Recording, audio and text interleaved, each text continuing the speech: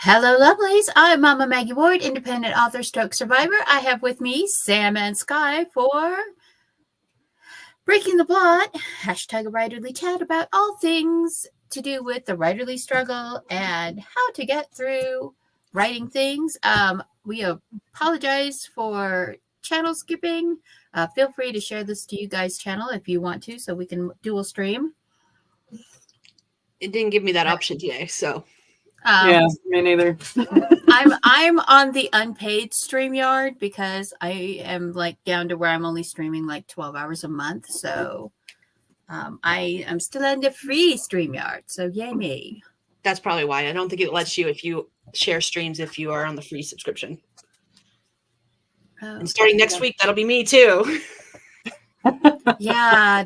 Unfortunately, everyone I know that is hopping to Streamlabs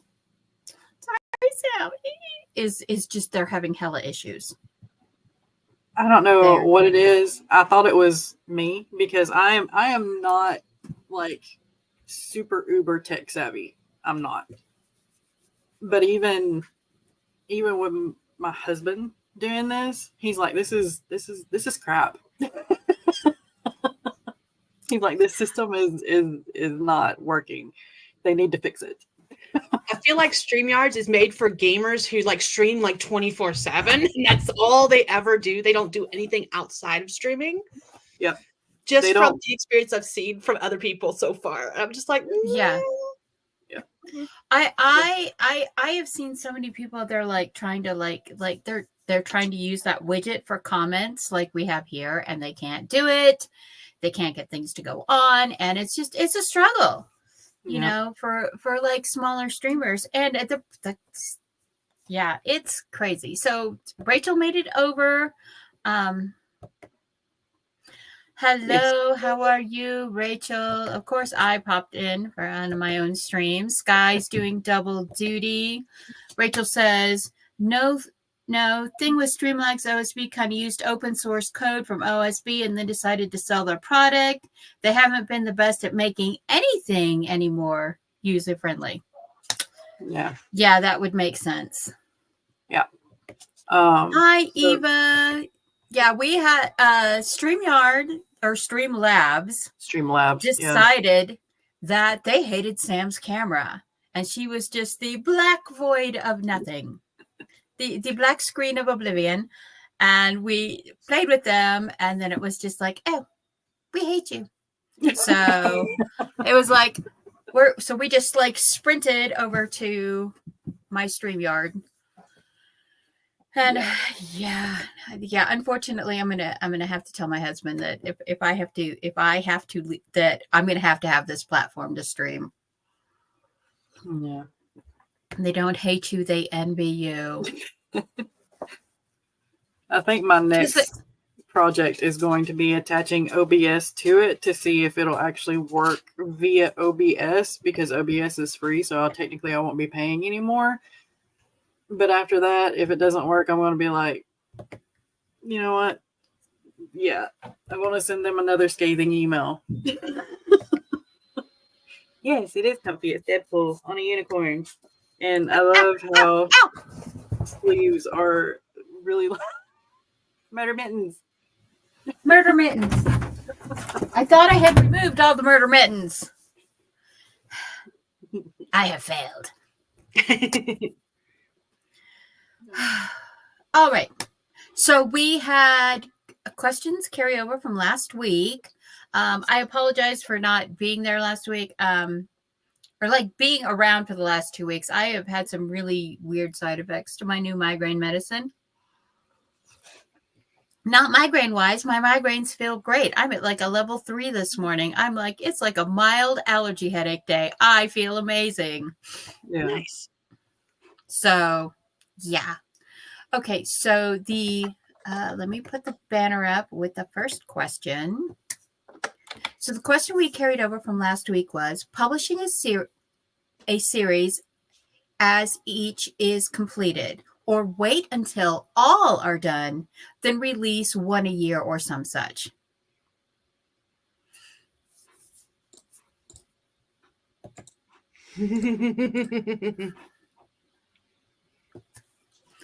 Skye said she wanted to save this one for me because I wrote Relic of Time Wars, which the entire length of the series right now is 18 books. They're all written. They've all been through at least 2 or 3 rounds of editing, and I am basically publishing them like once a quarter to once every 10 weeks, working my way through the entire series. After I had gone through and published, the drafts are all on Inkitt and on Wattpad. My original rough drafts that started like 6, 7, 8 years ago now. And so I have the entire series written that way that if there's anything that I need in the end books, I can go back and put them in earlier books, because I'm one of these people who, one of my peeves, and this has to do with our favorite author who shall not be named and the world of Harry Potter, is that I hate pop-up world building. This is bad writing. Bad. Hey, you went back and fixed your pop-up world building. Sam is going back and fixing some of her pop-up world building. No, but it's like you've got to have something, even a sentence in a previous book that Odo. Sam ran away. You scared her. You scared her off. How dare? I'm sorry, Sam. I love you. Come back.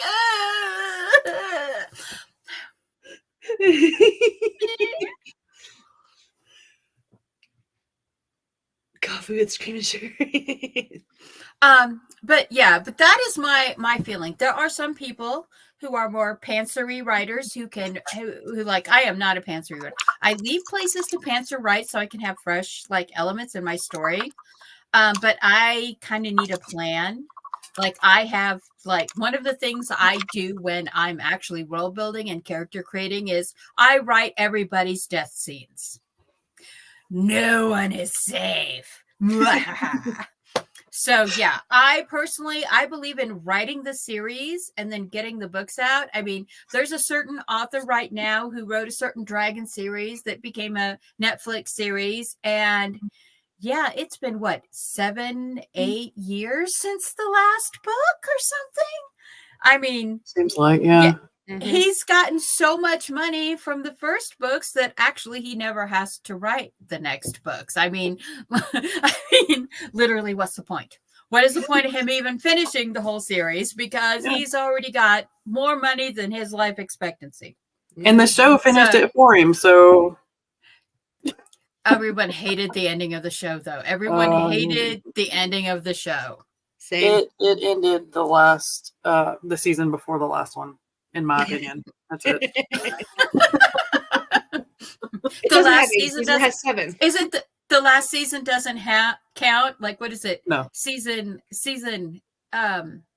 11 through whatever of The Walking Dead, like there's 4 seasons of The Walking Dead that don't count. Yeah, and the one that's in the middle that everyone hated is 4. Was it 4? I can't remember. I don't remember how many seasons there were of Walking Dead, because I have an issue with the fact that they never explained the zombies. They never explained what exactly made the zombies. And I understand that it was like it came from a book that became a video game, and so there wasn't like.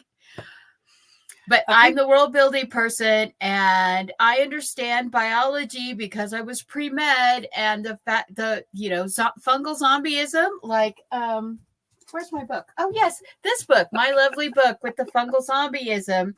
It explains why the zombies don't decay. Yep. So yeah, I need all the explanations, and I just got to a point with it, and the thing with all zombie things, even when you go all the way back to the I Am Legend, which they weren't really zombies, they were vampires. The very, very first one with Vincent Price, all the way back into the 1950s. Monster movies back then, just the humans are the real monsters.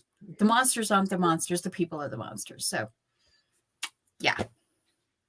I like how you said you don't like the what is it? pop-up world building. Don't read my current series, please.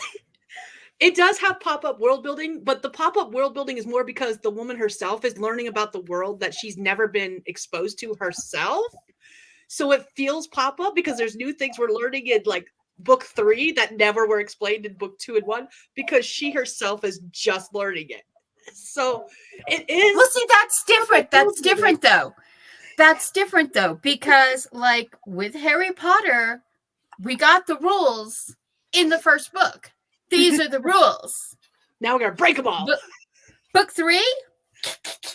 Yep, we're gonna break them all. Yep. All of them. Yep. Ooh, Cat Paw asked us to define what we mean by pop-up world building. Pop-up world building is where you're writing and you have a plot hole, and to fix that plot hole, you have to create something to fix that plot hole that is not in any of the other books. So, yeah. That's Magic. what pop-up world building Magic, is. timey-wimey. It's Star Trek. Star Trek is the king, is the emperor of pop-up world building, because they're like, oh, science. I need receipts. But it works so well sometimes. Yeah, we'll just have Q change the gravitational coefficient of the entire universe without any consequences anywhere else. Everything was a hologram. You just imagined it all. This is not the Matrix. Yes, it is. This is not a simulation. Do you know what would happen to the universe if the gravitational coefficient suddenly changed? Stars would fly apart. Planets would disintegrate. We would be hurled into space at 6,000 miles an hour, and it would suck. Mm-hmm. The army with the guns can't aim or hit targets. Oh, that's Star Wars. And then there's the stormtroopers.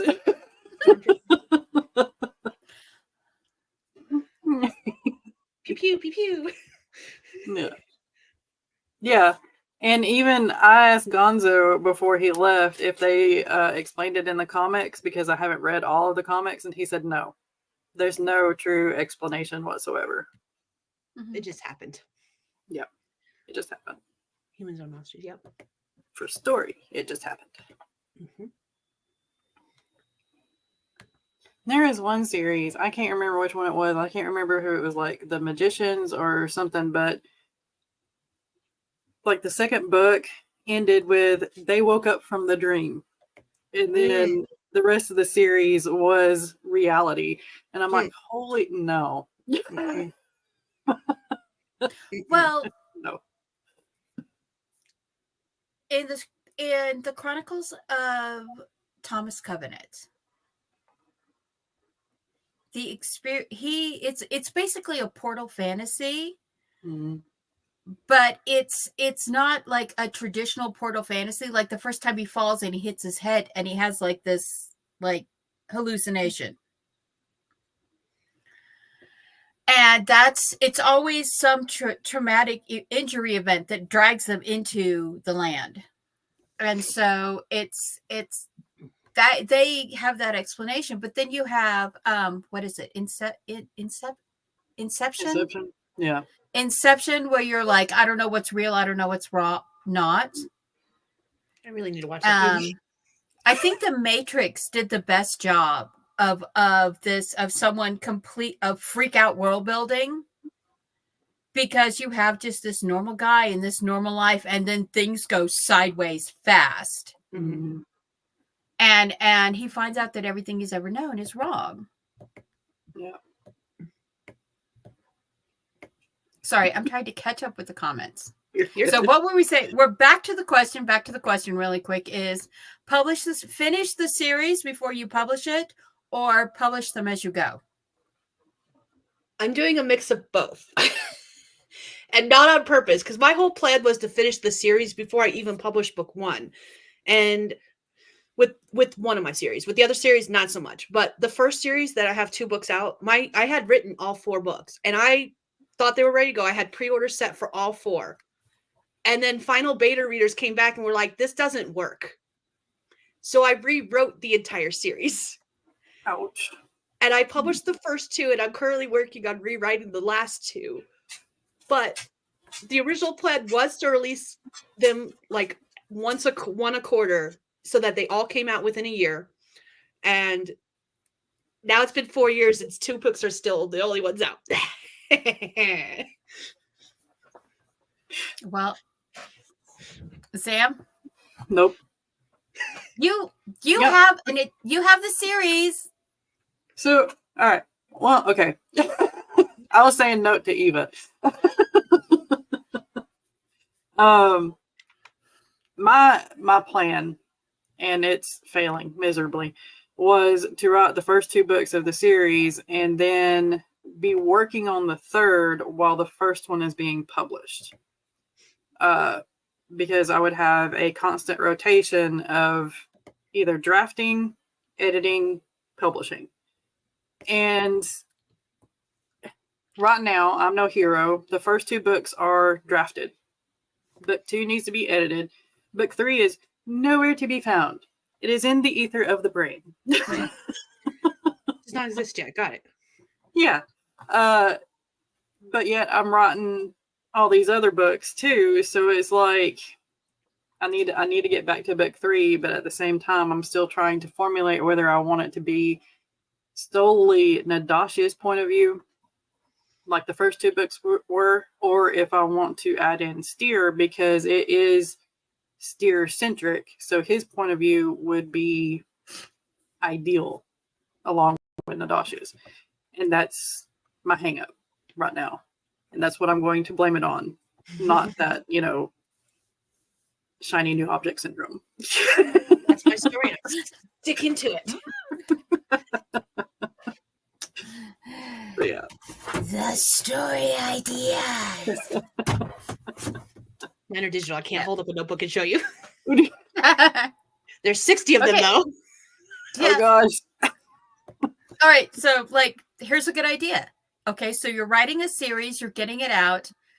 The Curse of Book 3. I had this actually happen to me with the Revelation Night series, the one about the biochemical weapon that turns all non-human males into basically monsters and weapons of mass murder as a government plot to get rid of non-humans, because they've been piecemeal doing it by engineering the environment, the food supply to be toxic to non-humans, and that isn't working fast enough. So they decide, we're just going to make all the non-humans look like monsters, and then everyone will want to kill them.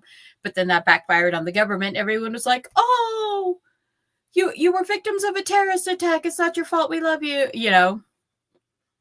because the social engineering program to make non-humans acceptable had actually done its job. So the book 3, Rachel says, it's like my side character getting pissed because he would not be like that. So I had to go back and add a bit more references to him in book 2. In book 3, he changes his mind. So what are your feelings about the Curse of Book 3?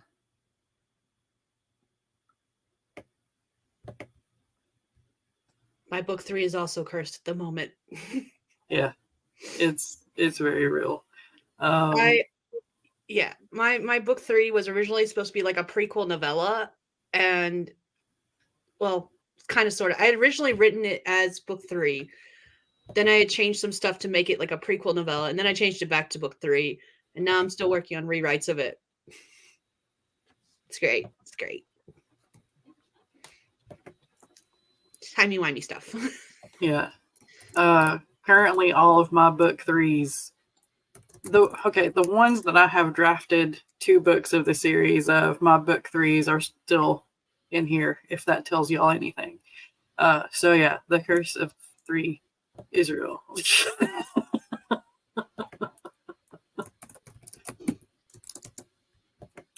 I think after 2 books, my brain is like, okay, we need to take a break and start on something new, and I can't wrangle it back. Yeah. I think that my problem with book 3 in the Revelation Night series was COVID happened, and I was in the middle of starting to publish the Pagosa Cliff series, and I was getting Relic of Time Wars on Devella, and I for about three years, I lost the thread of it. And then when I was able to actually get down and write it again, then when it ended, because I'd already plotted it out, it ended in a way that everyone was like, how could you kill the main character? This is the only possible ending for this book. There is no other way to end the book. And so I don't know if book 3 will ever leave Inkit, because people just are like, oh, you killed her. Yes, I killed her. I killed her because I didn't have a choice.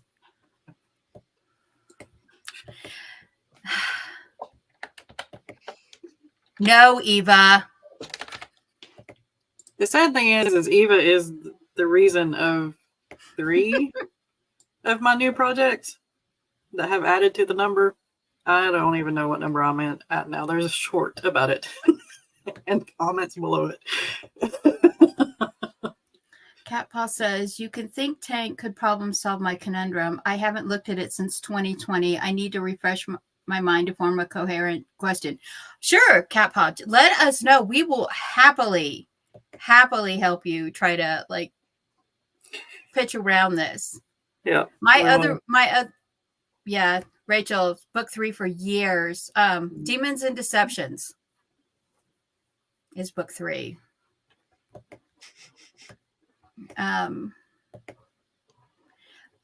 Okay. All right, I'm catching up on the things. Rachel says, I think it's because all of the plots are actually being maintained and are finally open to the audience in book 3. Mm. And so that's a lot. Tagging onto the book 3 question, do you find that it's book 3 in all series, or does the number of books in the series affect whether it's book 3 or book 2 or book 4 or whatever book number is the problem child? That was the problem child. Swords of Etheria. Which number is that one? Swords of Etheria is 9. See, book 5 though. Book 5 for me, Etheria Rising, was actually sets of short stories that I had to about the colony years, about the reestablishment of Etheria, that I had to like weave into a novel. So that was like, it was like a bunch of short stories about all these different characters, and having a cohesive plot for book 5 was really hard. And then book 9, Swords. That one I think was the hardest one, but I think like the bigger the series you hit, because you have these beats throughout the entire series that you want to hit, that are the hardest to hit, because you have to have space between them, because time travel series, and there's a long time passing, because there are things that take time to do, so you can't just hop like I hop seasons. In the Dauntless Deception, I end up season hopping. So when the big event happens in Dauntless, it's actually 2 years after the destruction of Terra Earth.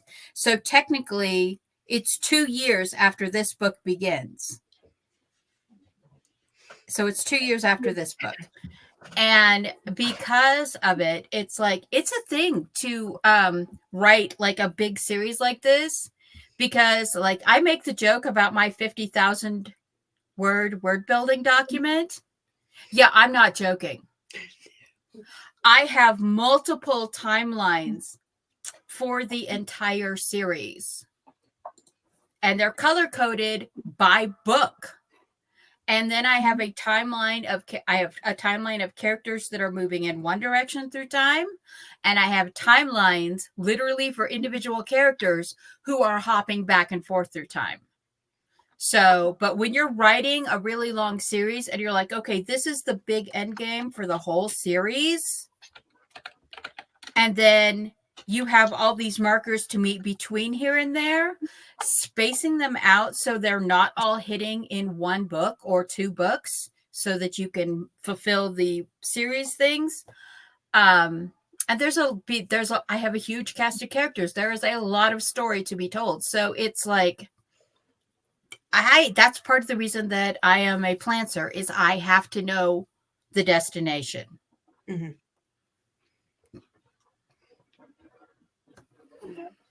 With readers often wanting a complete series, especially with lesser known debut authors, I want an entire series done so that I could market it without having to market it.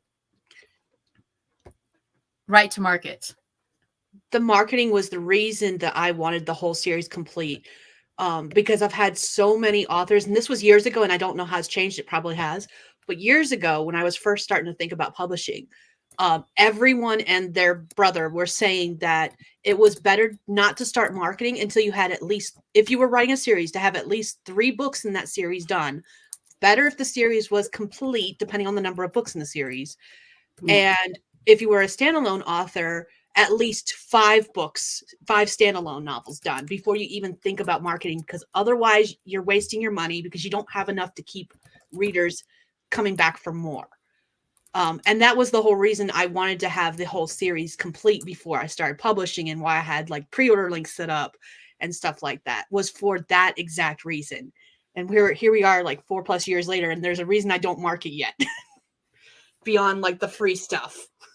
Yeah. Well, here's the thing. There was, for a couple of years, especially during the COVID years, there was a mentality among indie authors of this right to market thing got pushed so much that if you're writing to market and the first 1 or 2 books of a series don't sell, you just don't write any more of the series. And there are now so many books out there where you get the first book and they leave it and there's nothing in the rest of the book. And this idea of if you don't have the series finished, you get the pop-up world building. That's one thing. But the other thing is you never finish writing the entire series. And and it's like, so the people who do like the series, I think that is part of the reason that readers have gotten so paranoid about starting series. Because there are so many series out there that you get 1 book, you get 2 books, and it's like, okay, we ended in the middle of a battle. Where's the next book? Well, those 2 books didn't sell that well, so I never wrote the rest of them. And yeah, it's definitely a struggle. It's definitely a struggle. Catpaw says, I was thinking of scrapping it and taking my favorite parts and making it into short stories for a promo. Rachel does a really interesting promo thing. Her little pre-stories for her promos are slowly evolving into their own books.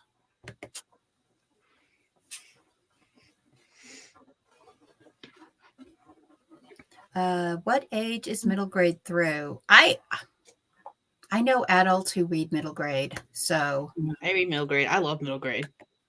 Give me those short, fat, little, quick read chapter books. I love them.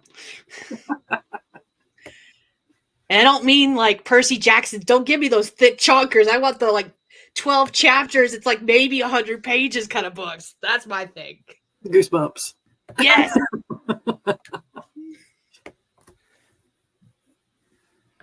The shelf back there is full of them. And the girls aren't the ones reading them. They're for me. In this series.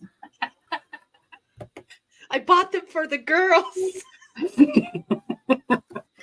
Yeah, my husband, years ago, my husband stopped believing I bought it for the girls. My husband never fell for that for a second. He's like, we both know that's not for them. It's got a dragon. Well, the thing is, though, is I would bring him home a book, too. Oh, look, honey, the new Clive Cussler is out. There you go. So, yeah. Find your husband a favorite author. Okay, Eva says, for me, each book has a different POV. The main characters, that's in every book. So I get to know everyone so much better. By book 3, I know 2 characters really well, but not this character. And I've also changed it from a 6-book series to a 4-book series. Skye says, because Dinotopia was middle grade. Yeah, I love Dinotopia. I'm sorry. I also like The Librarians, but I have a fondness for that. So everything before was built up, and then the middle connection was all built up and all in the resolution. I think it was as the middle of the spider web, everything that touches the outer web shakes it. That's a really good way to describe the middle book in a series. Mm-hmm. Because and it's Demons and Disasters, not Demons and Deceptions. I don't know why I said that. I mean, both words. Probably because the first one is doppelgangers.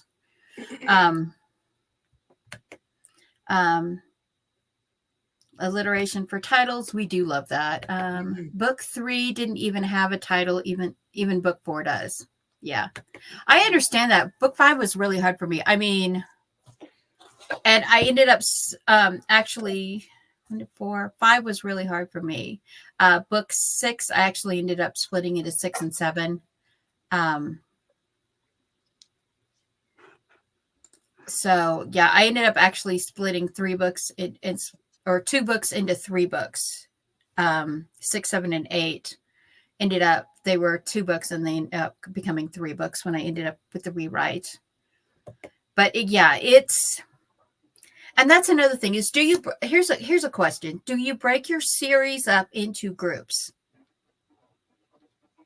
Because I have like 4 books, and then book 5 is kind of its own thing. And then books 6, 7, and 8 are kind of their own thing. And then books 9, it kind of leads into, but the real thing is book 10, 11, and 12 are kind of their own thing. So I have like a quartet, a book, a trilogy, a book, and another trilogy. So how do you feel about series that break themselves up in such a way that you could actually start in different places in the series? I personally don't do that. I did read a series recently that did that, where the first 3 books follow one character. The second 3 books, it's all in the same world, all in the same timeline, but each set of 3, and I think there's 9 total now, but each set of 3 follows a different main character with cameos from previous characters. And they're all fighting in the same kind of war that's going on. But for me personally, I would rather just have multiple different series in the same world so that each series centers on different characters. But that's a me thing. Right now my series are all just one big group, but I do have a series planned that I'm probably going to start writing, hopefully, if everything goes according to plan, in 2026, 2027. It's in a world that I created called Artray, and it's basically a broken planet. And there's 5 different factions. So my hope was to do 3 books per faction, and then have 3 books where all of them are kind of like tied in together at the end. So they might be able to be read at any point in time, except for like the last 3. So yeah, I mean, that's cool to do that. I think that's awesome. Takes a lot of brain power, and right now I don't have that. What is this brain power you speak of? Dan, is what this is. Sorry, I'm trying to catch up on the chat. We are so far behind on the chat. The chat's kind of been all over the place, though, to be fair. Yeah, we are jumping all over the place in the chat, but yeah. Cat Pod, the imposter syndrome hits all of us. Just especially when you're a series writer and you have like one book in the series that does really well, and people like ignore the other books in the series, and then you're like, what did I do wrong writing that? It never fails, at least for me. I don't know if you guys have experienced this, but it never fails that when the imposter syndrome starts to hit me super duper bad, where I'm like, to the point where I'm contemplating, why do I even do this? Why am I even trying to publish stuff? That is when I start reading books that have like hundreds of thousands of positive reviews that I personally think sucks. And I'm just like, if they can do it, I can certainly do it. Let me get back in there and do it as now. Yeah. Yeah, let's talk about how lack of consent doesn't matter because they're fae magic.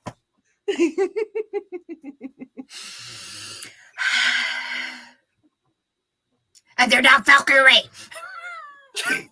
I feel like you have some strong feelings about that. I'm just saying. I'm fine. It's fine. Just a little bit. Just, yeah. Hi, Devin. We love you. Oh, goodness. We're subject talking. We're talking about writing long series. We're talking about sequel syndrome, book 3 syndrome, the curse of book 3. Or does it fall later in the series because you're writing more than 3 books? Which book in your series ends up being the mushy middle? What was the initial question again? Like the one that the initial question was, do you write the entire series before you start publishing, or do you write to market? Do you write the series as you're marketing and publishing them? So do you like write the whole series, or do you just write one book at a time and start selling them through? I put it in the comments too for anyone who's missing it. Yeah. Look at me being awesome. Hello, Stephanie. Welcome. Hi, Laura. Devin's come in. Stephanie's come in. Laura's come in. Marketing. I know not what you speak of. What is this marketing thing? Yeah. Self-help makes sense because you've never done. Mm-hmm. Okay. This is back to we're talking about middle grade and people reading middle grade. And here's the thing though, is middle grade and YA books are popular with adults to the point that now very adulty themes are bleeding into this style of writing. Mm-hmm. So yeah, we've been on that topic several times about adulty themes bleeding into YA. Devin says, my series scares me since I wrote the last book first. Devin and I are friends because I do that all the time. Let's write book 7 before we write book 1. Yeah, Rachel knows my soapbox. Mm-hmm. Tell me how you really feel.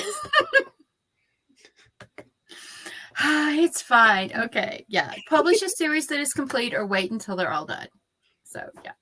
All right. Are we ready to move to the next question? Let's do it. We're good. That we had. Okay. The next question that got carried over from the chat from last week was, how do you continue working on a concept you abandoned or have faced numerous setbacks? Which is very good going into what we were discussing earlier about books that you get part of the series written and then you take a years-long, decades-long break to get to it. Yeah. I legit just posted a video talking about that. Just saying. Yeah. I think my introduction video to the epic kind of went over this too, because the epic I started back when I was 13 or 15. And I'm now just sitting down and writing it to publish because these characters have been with me for over 20 years and they need to get out into the world. But I have started this book. What was my last count? I found another draft. So I think this is draft 6. Because none of the other drafts started out at the right point, in my opinion, after rereading them. So yeah.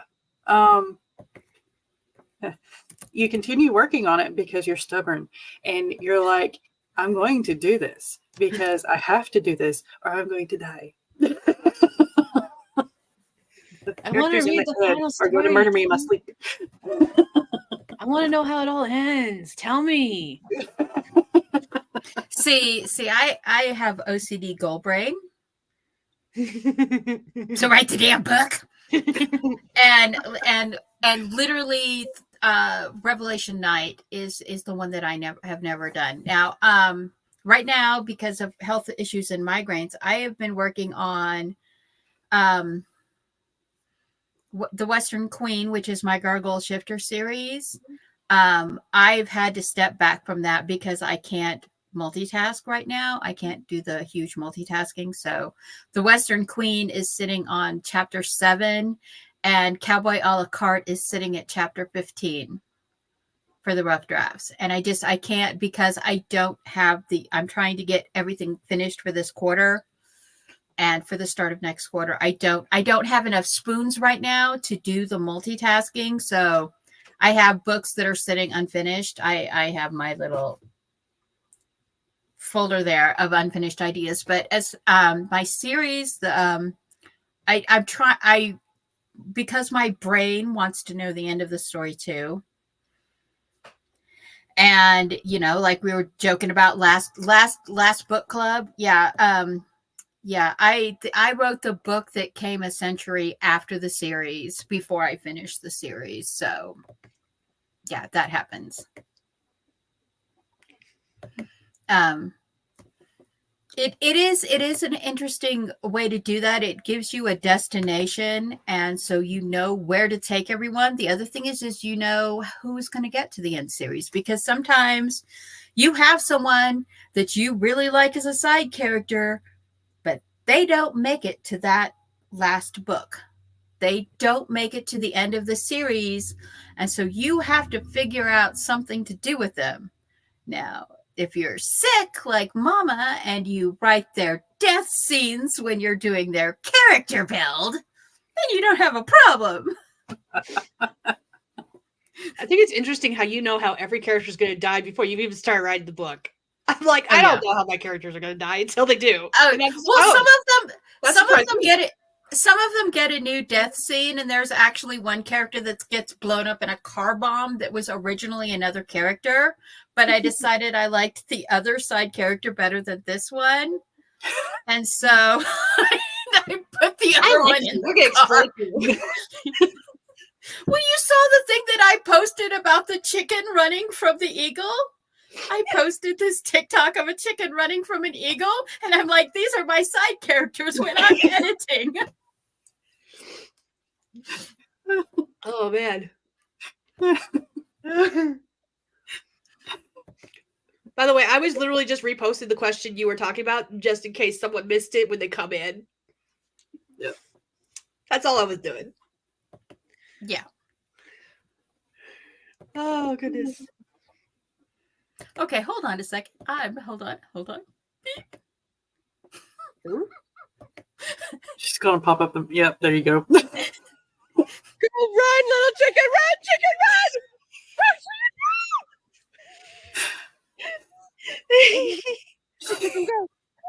Go, make it to the coop, go! Oh my god, the coop is right there, please. Oh my god, please. Make it to the coop, you got this. Go. Yay! Go! Yay! Oh my god. So halfway through that video and watching it, I felt bad for the villain, the eagle, because I'm like, dude, you're having a bad day. Right? I was like, at the time it got to the end, I was like, that poor eagle should have gotten that bird. I'm sorry.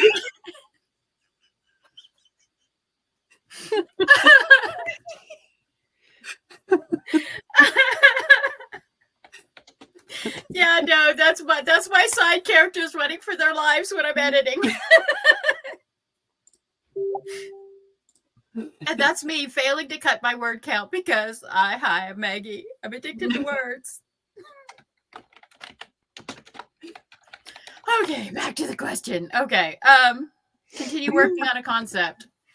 I have gone back over the ideas over the years. I write notations throughout it. Another time I added a document. Another time I made a series Bible, but that's not for the main project. That's a very good idea. Trying to get yourself re-familiar I'm a fan of revisiting the things that inspired you to write the series. A TV show, a movie you saw, a book you read, an idea that you had, a discussion. Revisit those things that inspired what you were writing. In my series, the dead characters are already dead. No one dies. Oh, that's nice. Yeah, but do they? No one is safe.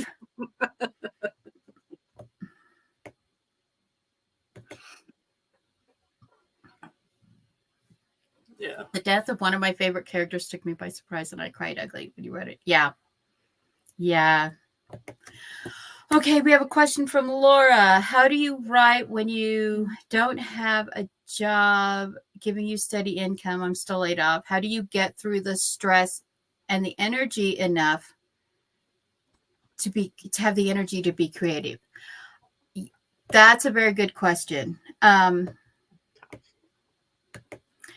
It is a very hard thing. Like with my health, that's the reason I started writing, was to relearn language. So this stress thing, my stress is my medical issues that keep me from writing, keep me from being able to write creatively. I will do things to jumpstart that by redoing my writing room. I will binge a series. I will refill my creative wells in different ways. And it's just like, are there days that I just want to lay in bed or lay on the couch and stare at the Weather Channel, which is, I guess, my equivalent of watching golf? Yeah. But I still try to do something creative. I still, try to find a way to do this. And this goes back to writerly mental health, which we've talked about a lot on this channel, is are you in the right mind space to create? And when you have all of these world pressures, when everything is just pushing in on you from all these different directions, writing creatively, doing anything can be really, really hard. And it just, even like, if you feel like you want to write, that's a good thing. But if you feel like you need to write and there's nothing in you to write, that's where you start pushing that edge of toxic productivity. And that can be very hard to do. I tend to switch gears to editing when I can't creatively write. But everyone has to find the different prompt for themselves to go forward, because it can be very, very hard. Yeah. So I had the opposite of that, where I had a discussion with my husband because my steady income job, and I won't put that in quotation marks because it wasn't really steady, was driving me so insane that I couldn't be creative. I couldn't sleep. I couldn't do anything. I had migraines every other day. I wanted to kill people. So I decided to quit. And granted, I have a small side hustle, but it is not enough to pay any of the bills. So it's stressful not having any income. But I know that I've got to keep writing, because eventually that writing will become my income. That's my end goal. And somehow that seems to work a little bit through the stress, because I started treating my writing as a job in a way. Whenever my husband clocks in at work, I clock in at work here. I'm on this computer. I'm writing, I'm editing, I'm doing social media posts to build my platform, stuff like that. And treating it as a clock in job with breaks and everything at certain intervals has helped me. I don't know if it will help y'all or anybody else out there, but it helped me get through the stress so that I can focus. Now, there are days where I do not want to do anything. All I want to do is binge watch Netflix, because I am so stressed to the max because I'm wondering how I'm going to pay my part of the bills. But in the end, I know it's going to work out because I got to trust myself and I got to trust my work. And Laura, your writing in and of itself, you don't have anything to worry about it. I mean, your writing is gorgeous, and just keep at it, breathe, and it will fall into place. Yeah.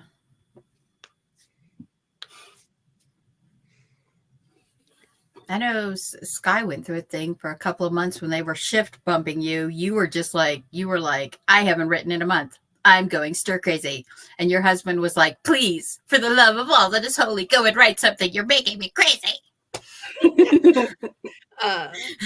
I haven't gone through the issue of having lost a job. I was purposely without a job. My husband was working for the government for a while and working like 12-hour shifts because we needed someone to be able to take the kids back and forth to school. But that's a different story from trying to look for a job. And I did exactly what Sam was talking about. I was treating writing as a job. I was doing some freelance ghostwriting stuff, which was not fun by any means because of the topics I was writing more than anything else. And I was also working on my own stuff. The series I mentioned earlier with the question where I had all 4 story books ready to go and pre-order set up, that was around the same time frame. So I was working on all 4 of those and getting those done. But definitely treating it like a job itself worked for me. And I think if you're doing that so that your mind is on other things other than the fact that you don't currently have a job, but you're also still at least putting some time in to look for a job, maybe that might help. Yeah. Because I haven't been in that position, I don't know. Yeah, the stress of not being able to write for the whole myriad of reasons that you cannot write is something that I think all writers face. We've all been in places where for some reason or another, we have not been able to write. And it's like, yes, we love you, Laura. We love you in your books. We all keep, our mental health, being aware of when you're having a mental health struggle as part of your creative process is, nobody wants to go Van Gogh and cut your own ear off. So yeah, please. And, talk, if you need to talk to someone, you can come on AuthorTube, talk to us. There's a whole bunch of us here. We've all been through different struggles. We all have different advice. And we're all willing to listen because sometimes you just need someone to listen. Mm-hmm. And it's like, and sometimes sometimes you just really, because we're all in this indie author life, there comes this disillusionment phase that all of us have been through where it's like, where we're trying to get stuff out, we're struggling, and it's like, why are we even doing this? Why? Just why? But it's the thing is the writing is something within us. It's something that we feel like we need to do. And the whole Van Gogh thing with the ear. I mean, Laura writes horror, and Ava suggested TikTok. I mean, you could get one of those fake ears, and on TikTok, pretend like you're cutting it off, and then say, "Hey, read this story." Has the same thing happen in it? Well, and it's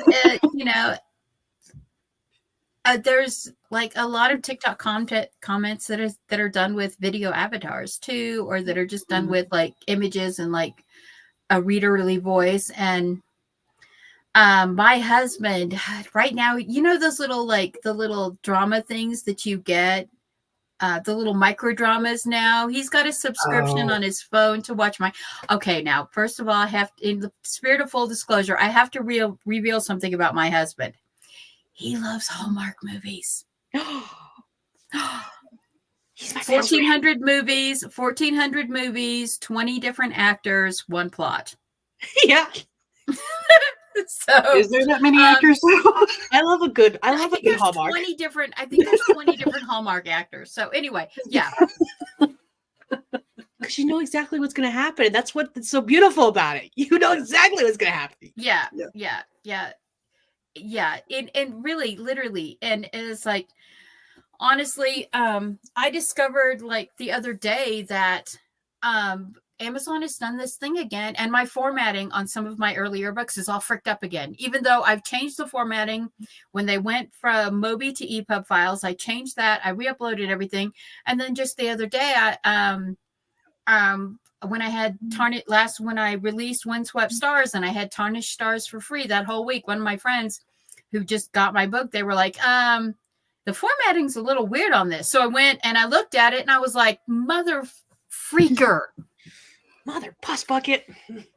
Yeah, pretty much. Mother fricassee. That's what it should be. But so, yeah, it's unfortunately, as indie authors, I think we have more of a struggle. And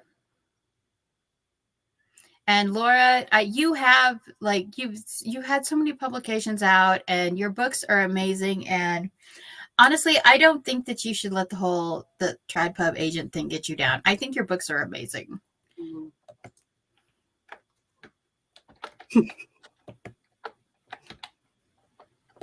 Yeah. That's the reason why I like Korean dramas. You know exactly what's going to happen, even though they're supposed to be like fairy characters or whatever. Mm-hmm. They're like Hallmark movies. You know what's going to happen. Yeah. But it's a comfort thing. Yep. Yeah, I think that and I think as indie authors that's part of the thing that, like, going back to our earlier topics, is the series or the individual books one at a time, the curse of the third book. I think because as indie authors, we feel more pressure for our books to, like, famous authors can have that slump, that can have that muddy middle, can have that sequel syndrome. As indie authors, we have more pressure that every book has to be better than the last book. Mm-hmm. Definitely. And realistically, that is not a possible thing. That really isn't. All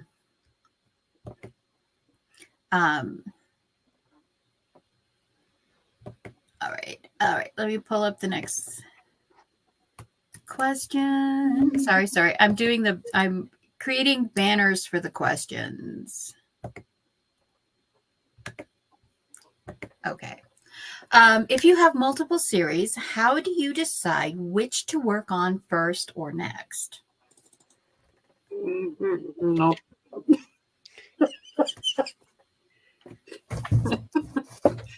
I legit pulled up that question because Devin was talking about the fact of working on. Hold on, let's go back through and find it.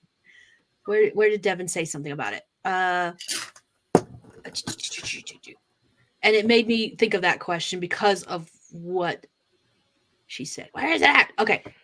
She said, I have a cheer club to help keep me on track for my back burner projects. After my Witches series, I'll write my steampunk, then Arthurian legend. I secretly share my progress in the last two in Discord. And that was what prompted this question for me, because I was like, ooh, Shishka, why are you even going off? I did not have an alarm set for now. Sorry about that. But yeah, that was what prompted the question, was because I was like, ooh, I have no idea.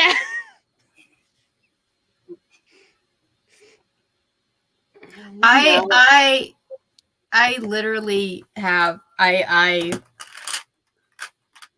that's how you let the dice decide. Yeah, I let the dice decide. And then because I have my schedule set up, as I know that I have to have this book, I have to have one of these every quarter, and I have to have one of these twice a year. So I already have like the plan in my head. But yeah, I think for the last 3 nanos, I have rolled dice to see what my project was. For a while there, when I was doing the 7-day book challenge, I was asking newsletter subscribers, I was giving them a choice of like 3 or 4 project ideas and asking them which one I should work on for the writing challenge, which was always a lot of fun because it was interesting to see what people were most excited about. And I think that is such a cool concept if you have an established readership on your newsletter to let them decide what series you should work on next. Yeah.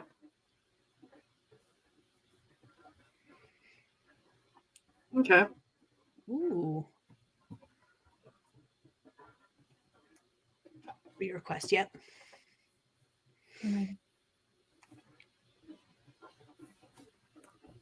What we're in the mood to write. That's mine. The mood. It has to be the mood. And what Cat Paul said up above, which one feels most exciting at the moment. So yeah, mood and excitement.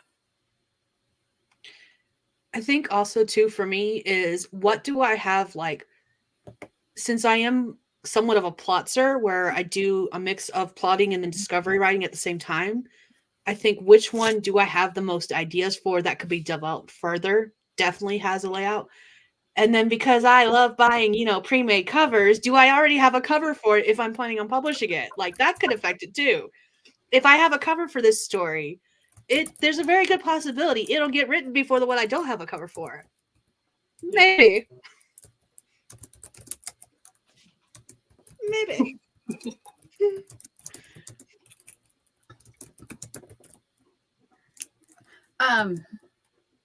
Yeah, I'm sorry. I'm adding the questions into the video description as we're chatting them out.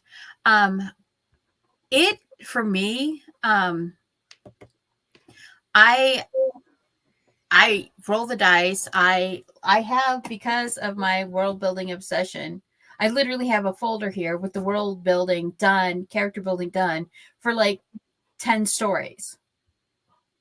So when I need something to write, I can do that. But but there are times, however, if you pick a project, and this is a mental health thing, if you like randomly pick a project, use a spinner wheel to pick a project, do something like that, and you're trying to work on it and it's just not working, don't be afraid to change projects. Don't be afraid to project hop, because it's not always about doing, I picked this one, I must do this. No, if it's not coming, go to something else. Unfortunately, if you're a freelancer, you have to push out and and it's a project that's work. Then you have to find a way to push it out and push through it. Maybe you need to change the world building. Maybe you need to change the plotting. Maybe you need to revisit the characters to try to get it rolling. But yeah, don't be afraid to project hop. Don't be afraid to take a day and write short stories. Don't be afraid to hop over and go through an old character randomizer, and just do something like that, because writing is supposed to be the thing that gives us joy and not the thing that crushes our spirit. There is enough things out in the world right now. The toxic world scream is just, the cacophony is ranting at you. And yeah.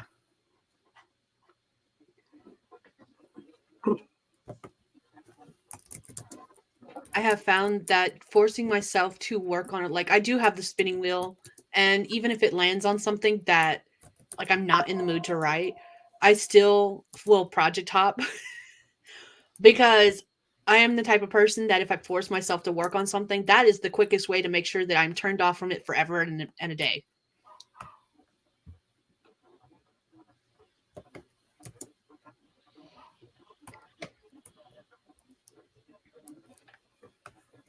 I am a big advocate of project hopping.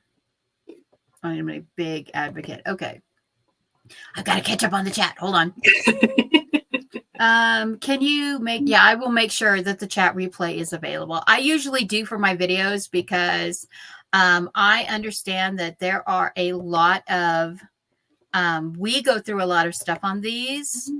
And so I always make sure that I have the live chats replays available, and usually the live chat won't repopulate for like the first 24 hours after the video is over.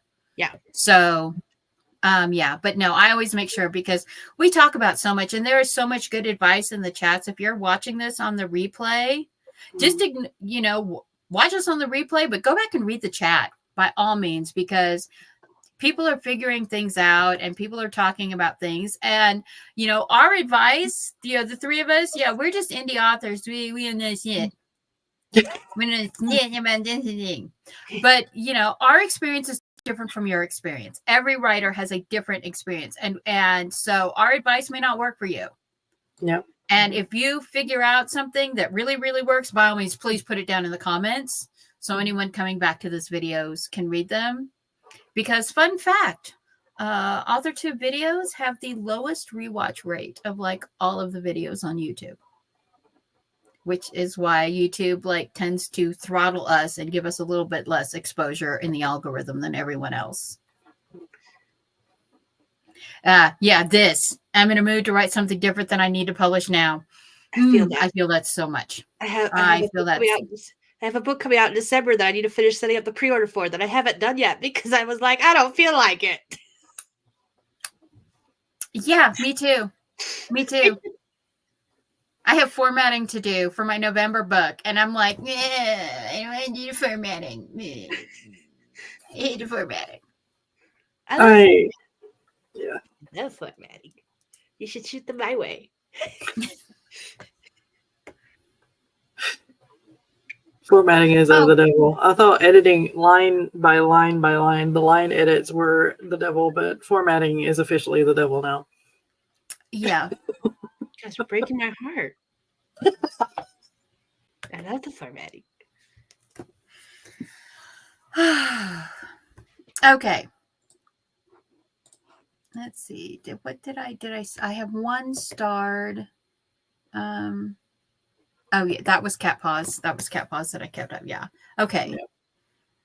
Yeah. It's like Skye said, the working on something that you feel obligated to work on is the fastest way to start to hate it. Mm-hmm. Because inside of all of us is that second grader that doesn't want to do their homework.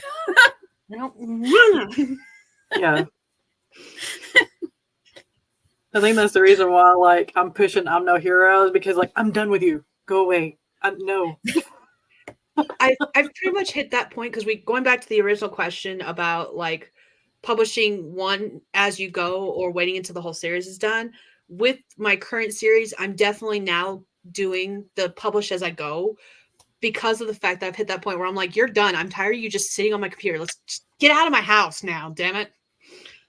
And the one that's publishing in December, like, it was originally published 10 years ago, and it's actually been sitting ready to go on my computer for like 5 years.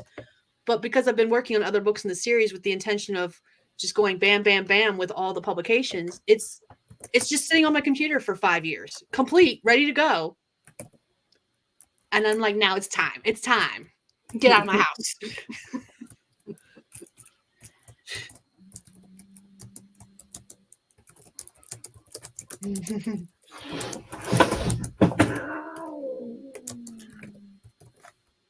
Someone's mad.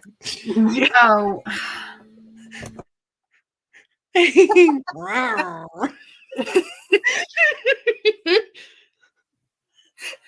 Oh, goodness. Is that the same murder mittens as earlier? No. You're muted. This is a different murder mittens. This is Shiley. This is my little barn feral that I had as like a 6-week-old kitten that I've been raising, that she's like super shy. And we have the youngest cat, Cinder. She just goes through these phases where she feels like she needs to beat up on Shy. Poor little Shiley. She's just sitting in her room minding her own business. And when I start to hear that, I know that Cinder has come into the room with her. And Cinder's like, now it is time to attack you because I am the entity of darkness. It's like, really? I'm on a stream. Can you just not? Yes. Swamp Witch. Mm-hmm. The Bog Hag Anthology. In case you didn't know. Yep. Nicole Ford Thomas put out a thing called the Bog Hag Anthology to support the mammal rescue. What is it? It's cottage. Something yeah. Something cottage. Hello, person. Hello, person. I saved it. I saved the link, and now I can't find the link.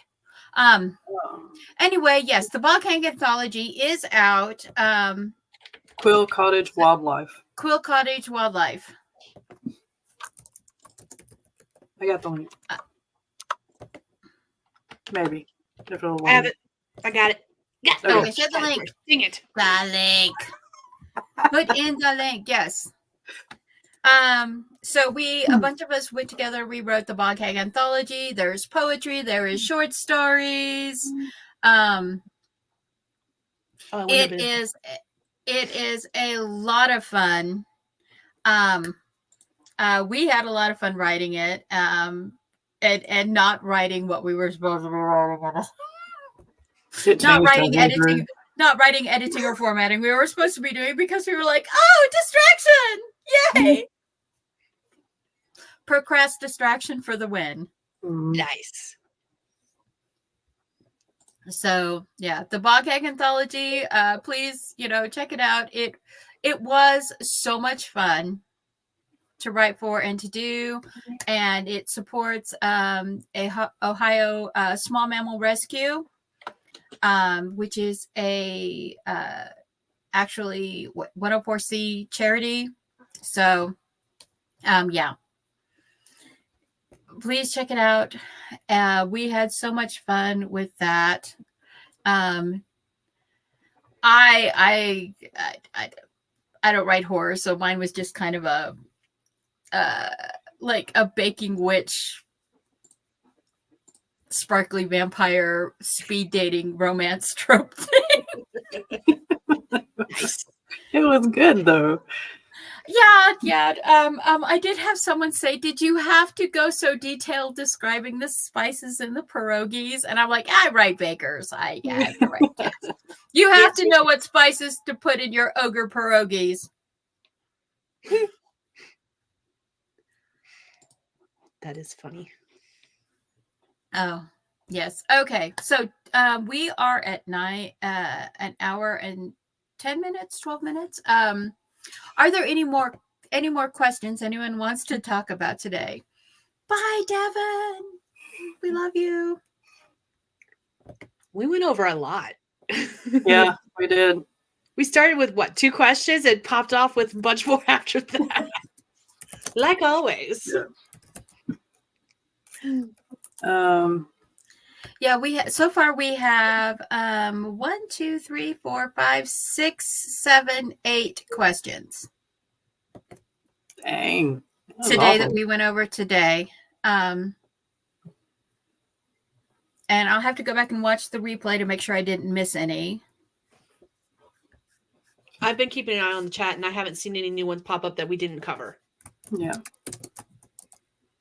And I am going to say this, for future Breaking the Blocks, just expect to kind of have like a rotation of Breaking the Blocks being on different channels, because until I figure out Streamlabs and I break it to where it actually works for me,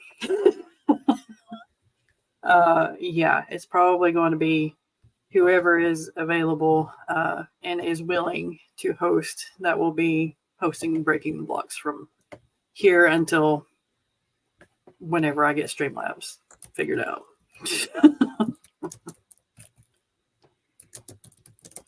Because yeah, so much fun. Technology. Gotta love it. Oh yes. Oh yes. Okay.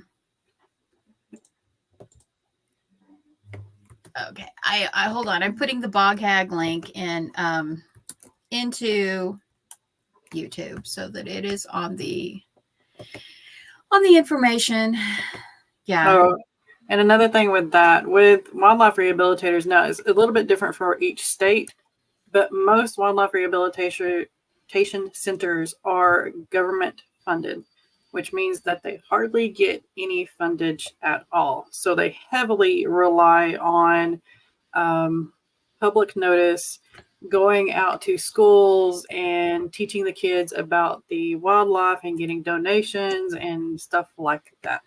So if you would be willing to purchase the Bog Hag Anthology. It will probably help out Nicole a lot and save the little wild animals in Ohio a lot too. Yeah, the ebook version is 99 cents. The paperback is $5.75. Yep. So it's literally like 50 cents a book is what the Quill Cottage is getting. Mm-hmm. And I'm putting the link in the description so that it's got that has the information about it. They have an Amazon wish list. So, if you're not comfortable sending them money, then you can purchase products from their wish list, which go to help feed and care for the animals. Because believe it or not, just a little bag of bedding, little bag of bedding for their bedding, that's $10. That's $10. And so every little bit helps. And whenever I was volunteering and had those classes and stuff, it was always the oddest things that we would run out of first, like bedding. And even the little tubes that go on the end of syringes, we would always run out of those, and we would have to kind of rig stuff up in order to get the food down into the gullet. So yeah. That shopping list is a big help.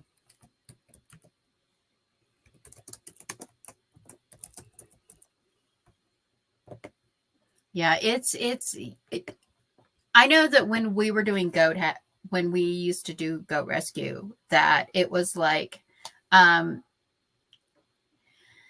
medications and stuff is just stuff that we kept on hand because we had our own goats. But when we were rehabbing goats, there was one goat that we had that the poor thing had got mange mites in the winter, and she had no hair left on her entire body, and we were buying like Walmart sweatsuits to put on her. And like you've never seen something so funny as a goat running around in a Santa cat sweatshirt. But yeah, we need things to they need things for small animals, and like the bedding has to be changed regularly. Mm-hmm. People don't realize that like the bedding, and you can't just like throw wood shavings in, because believe it or not, pine wood shavings, while they are very good for odor control and stuff like that, they're actually very toxic to a lot of animals. And you're like, but they live in trees. Yes, but the amount of exposure to sap that they get from living in the trees versus actually having the shavings, which is a lot much more surface area, it's different. And so just check out their wish list, and that you will find out that there's, you can help without having to like do so much. Yeah. Yeah. Thank you. All right. I'll go back and rewatch it tomorrow or something. Yeah. Definitely. We want this to be a resource for everything now. Mm-hmm. And like I say every time, I'm not a professional writer. I'm a mom with brain damage who started writing as part of my stroke recovery, and now I just can't stop. Somebody stop me. Never. which is why in 4 days, book 10, The Dauntless Deception, will be coming out in the Relic of Time War series. I feel like you have a book coming out every month nowadays. I feel like you just got another release. I feel like I'm trying to cut my OCD goal brain is like, but all the posties, you haven't done this. And I'm like, no, I don't want to do this anymore. And it's like, no, you must finish. Yeah. Yeah. OCD goal brain says, do the work. Yep. Do the thing. Do the work. Do the thing. Look at this. Kitty. Aww. She's such a little lap snuggler. I love her so much.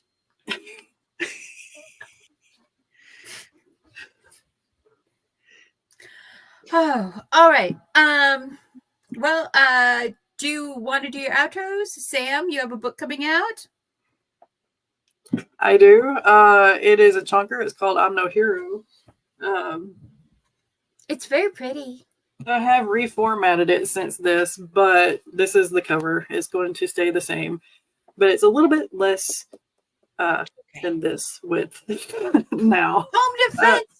Home defense fantasy. Yes. It is now a weapon. Who needs a baseball bat when you have I'm No Hero? So yeah, it's coming out on the 28th, and I will be having a couple of posts and maybe like a party kind of thing on the 28th too. So look forward to that. And I go live every Thursday morning as long as Streamlabs is working with me at 9 a.m. Eastern. So yeah, catch me there. Woo!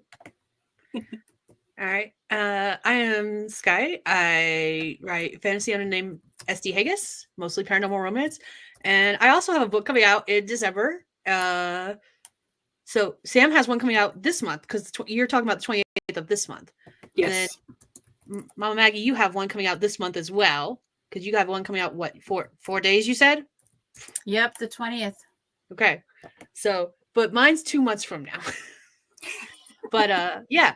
And I don't even have a pre-order yet. So I've got to get onto that because that's running out of time to do that. Anyways, so yeah, that's all I got.